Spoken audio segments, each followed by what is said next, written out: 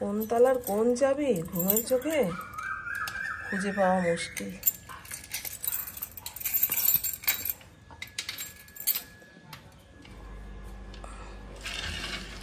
যাও,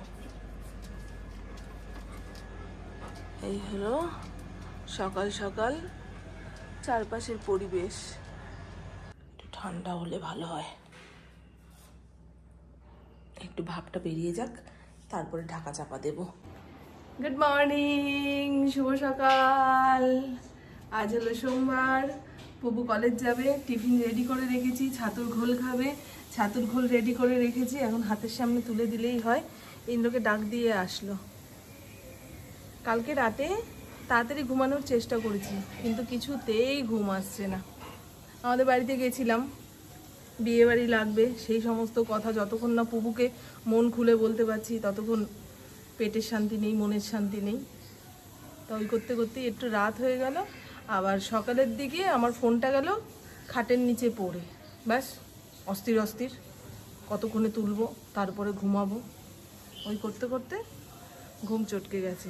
এই তো পুপু ইন্দ্র বেরিয়ে যাক, আজকে রান্না বান্নার ঝামেলা রাখবো না। এবারে বলবেন তুমি তো কোনোদিনই রান্না বান্নার ঝামেলা রাখো না, কি বলুন তো, যাও এক দুই পদে রান্না করি, আজকে সেটাও করব না। ঘর গোছানোর কাজে সময়টা খাটাবো, নাহলে এলো মেলো লন্ড ভন্ড হয়ে রয়েছে। পুপু মনে হয় আজকাল কলেজ যাবে, তারপরে ঘরে বসে পড়া, পরীক্ষা শুরু হবে তো। আজকে রেজিস্ট্রেশন নাম্বার দেবে, সমস্ত কিছু জমা দিতে হবে। গরমটা যেন খুব বেশি না পড়ে আজকে, এই কটা দিন বেশ ভালোই কাটছে। বিকেল হতে না হতেই একটু ঝড় বৃষ্টি। এবছরে মনে হয় ঝড় বৃষ্টি বেশি হচ্ছে গো গরমকালে, এর আগের বছরে যেটা হয়নি। পোড়া গরম ছিল আর বছরে আবার কিন্তু এবছরে বেশ ভালো। আপাতত জ্যৈষ্ঠ মাস পড়ে রয়েছে, আম জাম কাটালো, পাকানো গরম হয়েছে, শুরু হয়ে গেছে, শুরু হয়ে গেছে। নিচ্ছি, আমি নিচ্ছি, রিল্যাক্স থাক তুই, আমি নিচ্ছি।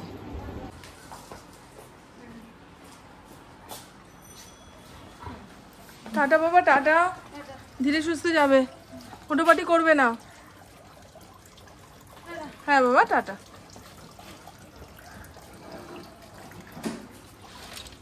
দেরি হয়ে গেল মনে হয়, 7:30টায় বেরোনোর কথা ছিল, 7:45টার ট্রেনটা ধরবে। আর একটু আগে বেরোতে পারলে ধীরে সুস্থে নিশ্চিন্তে ট্রেনে উঠতে পারে। আর আমি যতই তাড়াতাড়ি করে দিই না কেন, ইন্দ্র পুপু নিগি ডিগি, হাতে মনে হয় অনেক সময় আছে ওদের। ফড়িংকে কৃমির ওষুধ খাওয়াতে হবে, একখানা খাইয়েছি, আরও একটা, এই দেখুন ফড়িংয়ের এই ওষুধটা।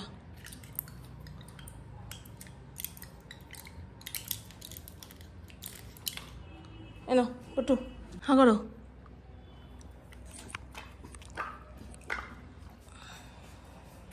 গেছে, গুড বয়। একদম গলার ভেতরে ঢুকিয়ে দিতে হয়। গেছে বাবা, আমি আবার অনেকক্ষণ তাকিয়ে দেখি ওষুধটা গলায় নিল না ফেলে দিল। গেছে, এই তো আমার শান্তা বুড়ি, আর এই তো বন্ধু, ঘড়ির কাঁটা 11টার ঘরে, পেটে কেমন মোচড় দিয়ে ব্যথা করছিল। তা আধা ঘন্টা রেস্ট নিয়ে সংসারের কাজকর্ম সেরে ফেলেছি। ওপরের ঘরের বিছানা পুরো টিপ টপ, নিচের ঘরের বিছানার চাদর পাল্টালাম। আজকে আবার শ্যাম্পু করার দরকার ছিল। ওই কালকে মাথায় তেল সিঁদুর পড়েছে, আমি মাথায় মোটেই তেল দিতে পারি না জানেন। অনেককেই দেখি যে মাথা ঘুরলে কিংবা মাথা যন্ত্রণা করলে মাথার তালুতে থপথপ করে তেল দেয়, ব্যাস। কিন্তু আমার আরও বাড়াবাড়ি হয়ে যাবে। সে যাই হোক, এবারে রান্নাবান্না করতে হবে।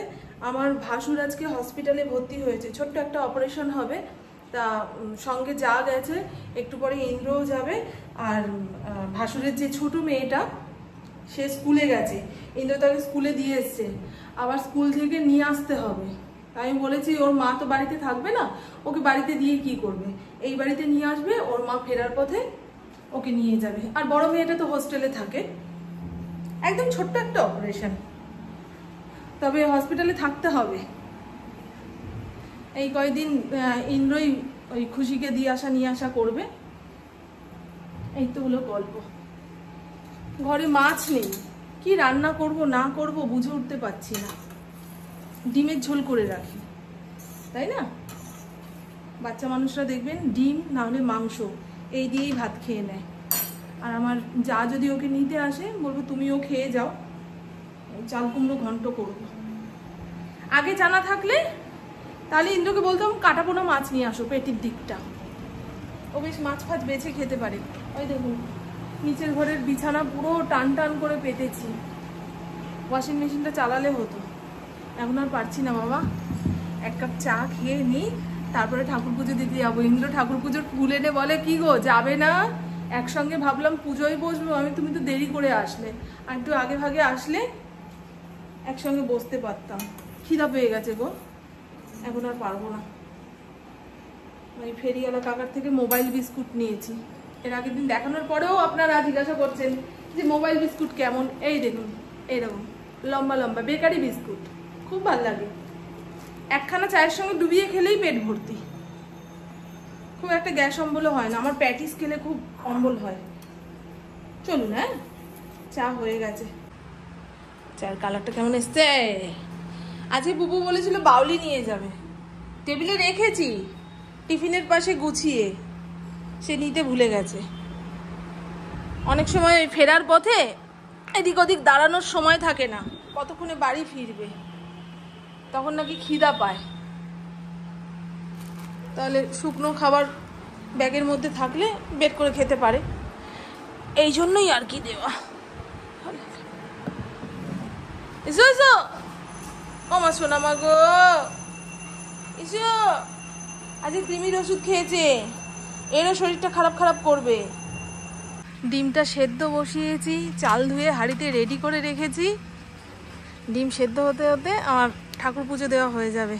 আজকে কাকিমা গাছের সব ফুল পারেনি, আমি যতটুকু হাতের সামনে পাবো পেরে নিয়ে ঠাকুরের পায়ে দিই। আমার এই রঙের জবা ফুলগুলো যে কি ভালো লাগে, চন্দন জবা বলে নাকি। চলো না না ফড়িং, কাম কাম কাম, দেখেছেন? এ ফড়িং,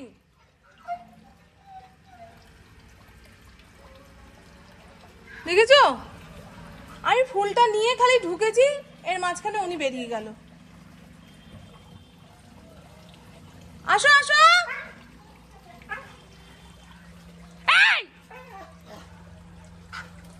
না না না না না না না, ঘরে ঘরে ঘরে ঘরে বাবা, ঘরে ঘরে ঘরে ঘরে ঘরে। ওরে বাবা, ওই দেখুন গেট খোলা, বেরিয়ে গেলে আর পারবো না, বুঝলেন? এই গেট আমি কেন খুলতে চাই না। ওরে সর্বনাশ রে, পুপু ইন্দ্র কেউ নেই যে ফড়িংকে ধরে এনে ঘরে ঢোকাবে।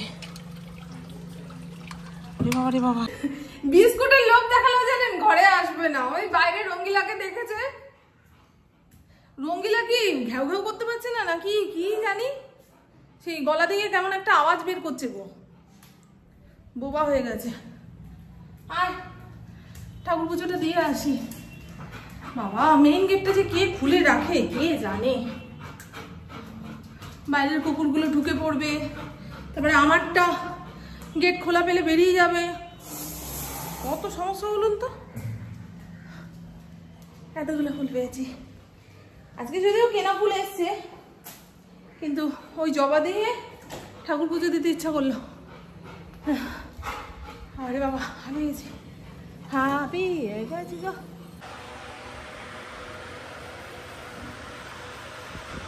বল হরি বল। ঠাকুর ভালো থেকো, আমাদেরও ভালো রেখো, সমস্ত কঠিন পরিস্থিতি সহজ করো। ফড়িংয়ের চিকেন 4খানা সিটি দিয়ে রেখে দিয়েছি, ঠান্ডা হলে ওকে খেতে দেব। আর আজ দুপুরে রয়েছে রসুন দিয়ে পাট শাক ভাজা, আরও পাট শাক রয়েছে, পরের দিন ডাল বানিয়ে খাবো। এই হলো মুগ ডাল ছিটিয়ে চাল কুমড়োর ঘন্ট, নামানোর আগে ভাজা মশলা দিয়েছি যাতে খিচুড়ি খিচুড়ি একটা গন্ধ বেরোয়। আর এই হলো পাতলা করে ডিমের ঝোল। এই হরিণঘাটার ডিম এনেছে তো, বেশ বড় বড় গো, আর স্বাদও অন্যরকম। আমি ইন্দ্রকে বলেছি হরিণঘাটার ডিম আনবে, তাহলে ডিমের ঝোল বানিয়ে খাওয়াবো, আর না হলে ডিমের অমলেট, ডিম সেদ্ধ তোমাদের খাইয়ে দাইয়ে শেষ করব। ঘড়ির কাঁটা সবে 1:30টার ঘরে, আর আমার জায়ের ছোট মেয়ে মানে খুশি 2টোর সময় আসবে। এবারে জানি না, বাচ্চা মানুষ তো, ওর 5খানা মাসি রয়েছে, আমাদের ওই হস্তিনা বাড়ির পাশাপাশি সব থাকে। ও যদি বলে না এই বাড়ি না এসে কোনো এক মাসির বাড়িতে যাবে, তাহলে সেখানেও যেতে পারে, জানি না, এখন আমি কিছুই বলতে পারছি না।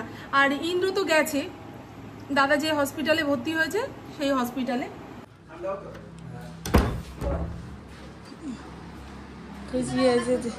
ঘরে আয়, ঘরে রাখ, হ্যাঁ যেখানে খুশি কর।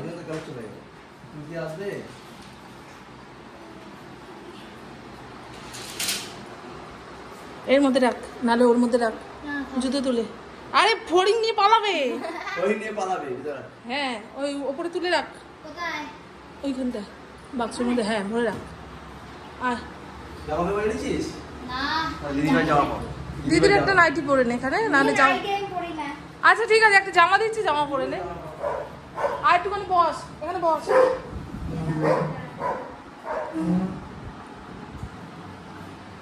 আরে বাবা, আরে আজকে পিটি ছিল, তারপর আবার নাচিয়েছে প্লাস গান করিয়েছে রবীন্দ্র জয়ন্তীর জন্য। বাবা হাবিয়ে গেছিস তো, বল স্নান করবি, স্নান করবি। খুব কালাকালি দেখেছো, আমরা তো 2 ফ্যামিলির 2টো। তাহলে ইন্দ্র বলছে ছোট মেয়েটাকে যে জানিস আমার দাদা, আমি, আমার দিদিরা এত মিলেমিশে থাকি, কোনো বাড়িতে এখন এরকম মিলমিশ দেখা যায় না। সেটাই বলছি, আমরা বউরা ভালো না হলে তোমাদের ভাই ভাই মিলও থাকতো না, তাই না? ওর সঙ্গে আমার মতের মিল হচ্ছে না, আমার সঙ্গে ওর মতের মিল হচ্ছে না। এই কোথায় গেল গো, কথা দিলাম। ইন্দ্র এর আগের দিন কতগুলো কাঁচা মিঠে আম এনেছে, লবণ ছাড়াই খাওয়া যাচ্ছে, এত মিষ্টি। আমি প্রথমবার খেলাম এই ধরনের আম। তা আমার জানা টক খেতে খুব ভালোবাসে, বললাম কাটবো, খাবে? বলে কাটো।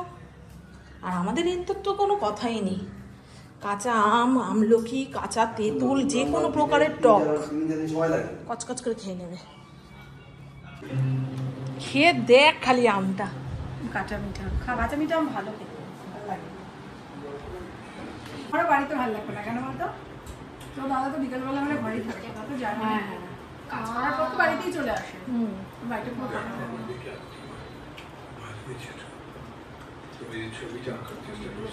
তো বড় মেয়েটা আবার হোস্টেলে থাকে, ছোট মেয়েটাও পড়াশোনা, নাচ গান এই সমস্ত নিয়ে ব্যস্ত। তাড়াতাড়ি উঠে সকালবেলা। হ্যাঁ, আর আজকে আমার দাদাকে ভর্তি করে দিয়ে এসছে, অপারেশনের ডেট দেবে, সেদিন অপারেশন হবে, বুঝেছেন?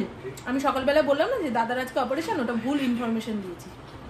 আজকে ভর্তি করে এসছে, বুধবার হবে, বুধবারে অপারেশনটা হবে।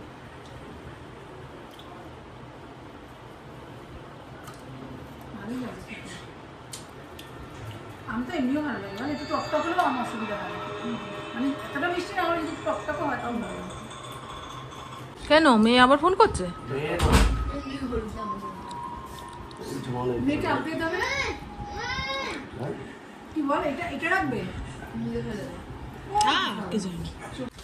গুড ইভিনিং, এখন সময় সন্ধে 7:10। আমার যা খুশি একটু আগেই গেল, তা ওদের বলেছিলাম রাতে খেয়ে দে তারপর যাও, বলছে না গো আর শরীর দিচ্ছে না, যতক্ষণ না বাড়িতে গিয়ে হাত পা ধুয়ে একটু শোবো ভাল লাগবে না। আমি ঠিক আছে তাহলে যাও। আমি ড্রেস পরে যোগা ক্লাসে যাব, ইন্দ্র পুপুকে নিয়ে ঢুকলো, ও ওপরের ঘরে আছে। তা 7:10 হয়ে গেছে, 7:15 থেকে ক্লাস। আমার হেঁটে যেতে যদি সময় লেগে যায়, এই লোকে বললাম আমাকে দিয়ে আসো গো, বেশি দূর না, সামনেই। আমার যোগা ক্লাসের বান্ধবীরা বলবে এখান থেকে এইটুকু, তাও বর গাড়ি করে ছাড়তে এসছে,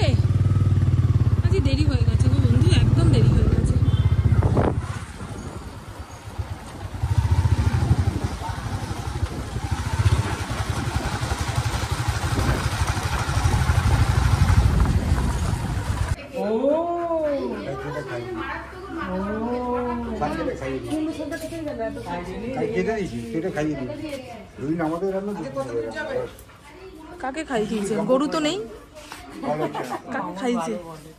আমার জায়ের মেয়েটা স্কুল থেকে এসে বলছে ও ক্যান্টিনে ইডলি খেয়েছে। আমাকে জোর করে খেতে দিও না ছোট মা, যদি খাই তো বমি হয়ে যাবে। আমি ঠিক আছে, যখন তোর খিদা পাবে তখন আমাকে বলিস কিন্তু। এই করতে করতে করতে করতে ওই 3:30 4টে বেজে গেল। ওর মা এসে ভাত মেখে খাইয়ে দিল। আর দিদিকে বললাম খাও, কিন্তু দাদার সঙ্গে ওই হসপিটালের ক্যান্টিনে যা পেরেছে তাই খেয়েছে। যা পেরেছে কি, ওই যে হসপিটালে ভর্তি রয়েছে সেই হসপিটালের ক্যান্টিনে বেশ ভালো খাবার দাবার দেয়। তা 3 দিন মনে হয় ভর্তি থাকবে আমার ভাসুর। বাড়ি থেকে কিছু রেঁধে বেড়ে নিয়ে যেতে হবে না, ওখানকার খাবারই খাবে। তো চলুন, আজকে যে পরিমাণে যোগব্যায়াম করিয়েছে, হাত পা ঘেঁটি মারাত্মক ব্যথা, মারাত্মক ব্যথা। এক একদিন এমন হাতে পায়ের জং ছাড়াবে না, পরের দিন আর উঠে বসতে পারবো না। তো চলুন, আমার বকবক আজকের মতন এইটুকুই। আপনারা সবাই খুব খুব খুব ভালো থাকবেন, নিজের শরীরে খেয়াল রাখবেন, সুস্থ থাকবেন, আর অল টাইম স্মাইল করতে হবে। টাটা, খুব ভালো থাকবেন। আর কালকে আমার যা ইন্দ্র দাদাকে দেখতে যাবে, তা 11টা 11:30টার সময় যেতে হবে। বাড়িতে রান্না বান্না করে রেখে যাবে। আর মেয়েটা বললো কালকে স্কুলে যাবে না, সেই জন্য বাড়িতেই থাকবে। না হলে ইন্দ্র ওকে স্কুল থেকে এনে এই বাড়িতে রাখতো, তারপরে দিদি যখন বাড়ির দিকে যেত এখান থেকে নিয়ে বাড়িতে যেত।